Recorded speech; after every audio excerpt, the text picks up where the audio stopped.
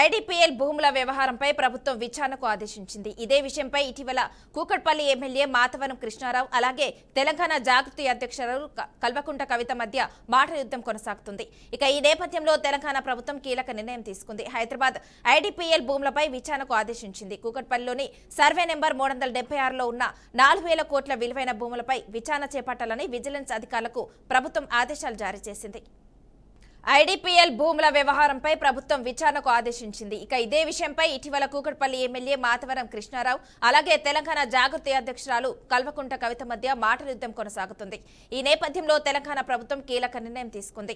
Hyderabad IDPL భూములపై విచారణకు ఆదేశించింది.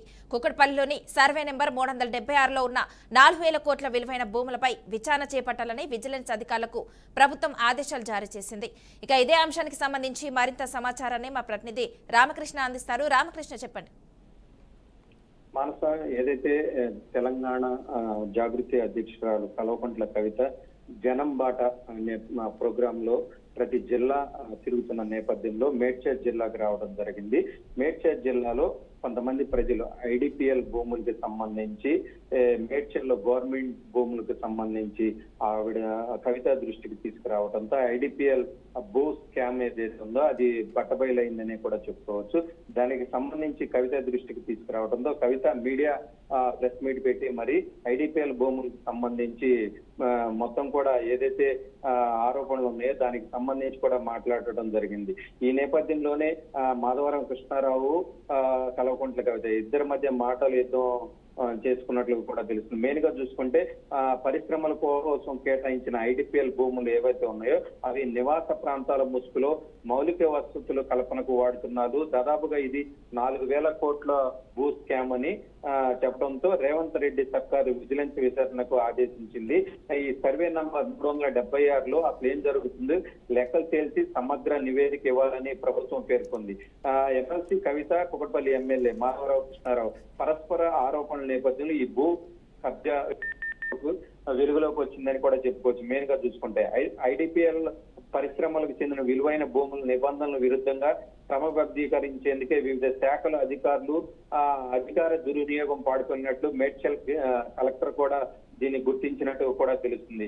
ఇదే విషయంపై అధికారులు పాల్పడినటువంటి దీనికి సంబంధించి ఏదైతే వాళ్ళకి సంబంధించి ఐడిపిఎల్ భూమికి సంబంధించి ఇండస్ట్రియల్ జోన్ గా తెలిసి కూడా జిహెచ్ఎంసీ కావచ్చు, విద్యుత్ శాఖ కావచ్చు, జలమండలి ప్రైవేట్ నిర్మాణాలకు పర్మిషన్ ఇచ్చినట్లుగా ప్రాథమిక విచారణలో కూడా తేలినట్టుగా కూడా తెలుస్తుంది. ఈ మొత్తం వ్యవహారంలో మేడ్చల్ జిల్లా కలెక్టర్ మను చౌదరి స్పెషల్ ఫోకస్ పెట్టారని కూడా చెప్పుకోవద్దు.